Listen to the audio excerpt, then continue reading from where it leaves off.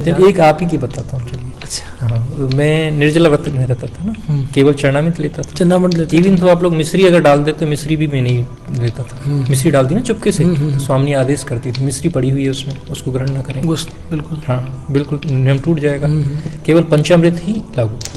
जब वो उनके स्नान के समय कुछ भी पड़ जाए, शहद पड़ जाए, इत्र पड़ जाए, वो सब एक्सेप्टेड है, बाकी बाद में कुछ नहीं बाद एक्सेप्टेड। में सो नियम होता है। नियम की महारानी बहुत सख्त है, बिल्कुल। बाद में रिलैक्स कर देती हैं, खुद ही देखती हैं, बच्चे हैं हम।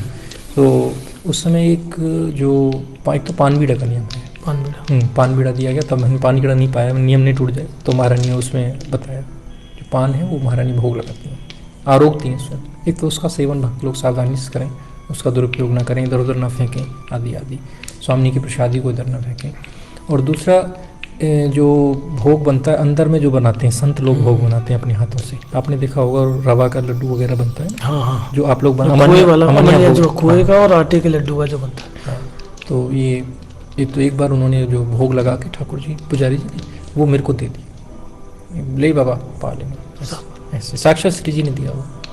सो मैंने उठा के, उनका मन हुआ कि इसने बहुत दिन से ये निर्जल व्रत में ही है, विश्व शक्ति वाली कुछ वस्तु प्रदान करूँ, दिव्य भी हो जाए, थोड़ा थोड़ा ऐसे लाऊं संसारी लोक में। सो मैं लेकर के मैं चला गया, मैं इसको देना है किसी को, मुझे है नहीं, मैं नहीं पाऊंगा। नीचे बालक दास बाबा जी रहते थे, उनको दे दूँगा, जो पंखा करते थे। अब जैसे ही मैं आके विराजा नीचे और सड़क के भजन में बैठ गया, तो स्वामी ने कहा इसको आप पाओ। स्वामी ने उसी पेड़ के नीचे, हाँ वो मैंने दिया, तो पाओ। दिखाओ, फिर अपने मुख को दिखाया। मुझे पान बीड़ा दिया गया था, पान बीड़ा उसमें लगा हुआ है, पान के जो पत्ते हैं वो लगे, ग्रीन ग्रीन लगा हुआ था श्री जी के मुख पर, बाल रूप में। हाँ बोलो, ये पाया हुआ है। उसी पेड़ के नीचे बाल रूप में किशोरी जो बैठी हुई थी और आपको आदेश कर रही थी, बाबा पान बीड़ा पाओ उसको। इसमें पान है, इसमें जो आप से लड्डू समझ रही है, पान है, इसमें पान के पत्ते लगे हुए, ध्यान से देखो। श्री जी अपने भक्तों के लिए महल को छोड़कर, हाँ स्वामी कष्ट उठाती है, कष्ट दे। स्वामी बहुत, जो भगवान है ना वो उतना ही उच्च है जितनी सी उसकी उच्चता है, जितनी महानता, जितनी प्रभुता, जितनी विभुत्स उनमें है, उतनी प्रभुता उनके अंदर है।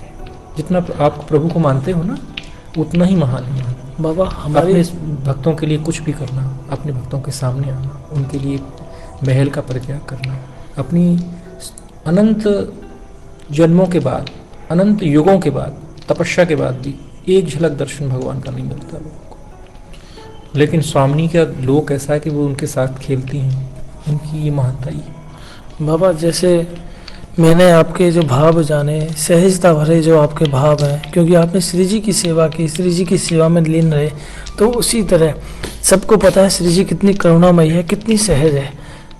हम आपकी सहज वाणी से श्री जी की करुणामयीता का बखान चाहते हैं, लीला चाहते हैं। श्री जी कैसे सहज है, कि वो जो भोरी है ना, वो लीला सुनना चाहते हैं। तो कितनी भोरी है, वो तो आप लोग गाते हो, मैं गा के सुना नहीं पाऊंगा। नहीं सुनाओ नहीं, श्री जी की जो भोरी, श्री जी कैसे अपने भक्तों के लिए कष्ट सहन कर लेती है, क्या क्या करती है महारानी श्री जी। महारानी का एक तो सबसे बड़ी चीज कि जो भगवान श्याम सुंदर है, वे सर्वस्व हैं और समस्त लोगों के स्वामी हैं। उनकी प्रभुता का कोई बखान नहीं कर सकता। वे पूरी तरह से स्वामी के अधीन हैं और वे स्वामी की आत्मा है पूरी तरह से। भगवान श्याम सुंदर अपने आप में कुछ नहीं, स्वयं स्वामी है। स्वामी उनसे भी ऊपर है, कारण वे श्याम सुंदर के लिए 100 वर्ष का वियोग और विरह सहन करते हैं। जब वे द्वारिका चले गए, उसके उपरांत स्वामी ने 100 ईयर्स रहा उनके बगैर। हालांकि वे तो भगवान हैं, दिव्य शरीर से तो वो साथ हैं, लेकिन प्रकट स्वरूप से इतना कष्ट सहन करना, ब्रजमंडल में रहना और समस्त ब्रजवासियों के साथ रहना स्वामी का, वो ब्रजवास स्वामी का, ये उनकी महानता का प्रतीक है। बाबा सच कहा है, विश्वभानी की किशोरी ये तो गैया से बोरी है। हाँ गैयन ते पोरी, ये तो गैया से भी बोरी है। जान के कुछ छोरी तो राखेगी शरण, मन भूल मत जइयो राधा रानी के चरण। स्वामी की प्रभुता बखान नहीं हो सकती युवान से। उसके लिए अभी मेरे पास भाव वैसे जो है वो प्रकट करने की इच्छा भी नहीं हो रही मेरी। देखो भाव जो है ना, जैसे आपके अभी भाव क्या कहूँ मैं आपको, जैसे आपका प्रेशर कुकर हो, उसमें भोजन पकता है और उसमें वो जो स्टीम बनती है उससे भोजन पकता है। यदि उस स्टीम को आउट कर देंगे, निकाल देंगे, तो भोजन देर में पके। देर में वैसे ही अपने जो भाव हैं, आपके हृदय के भाव, निगूढ़ भाव, अपनी स्वामिनी के प्रति भाव, उन्हें कभी भी प्रकट नहीं करना चाहिए, क्योंकि वो इतनी जल्दी ही आप ज़्यादा मात्रा में आपके अंदर उनका भाव और प्रगाढ़ हो। दूध जैसे रबड़ी, दूध से हैं ऐसे ही स्वामिनी के भाव, उनका प्रेम है, खूब उनसे प्रेम करो बस। अच्छा, एंटायर ऑफ द वर्ल्ड, पूरे संसार में there is no creature in the world is living without Radha Rani. Every creature, every particle of the world is living with Radha. Every insect, every cow, every living creature, every identical part of this earth is involved by the Radha, by the love of Radha, but it cannot be experienced by the individual. That is another thing. Individual doesn't know कि I am involved with the Radha's Rani's love.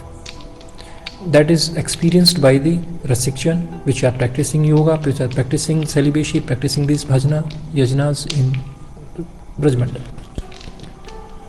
So those things which are entirely happening in the world, but not exposed to the individual, that has to be exposed to the whole entire of the world.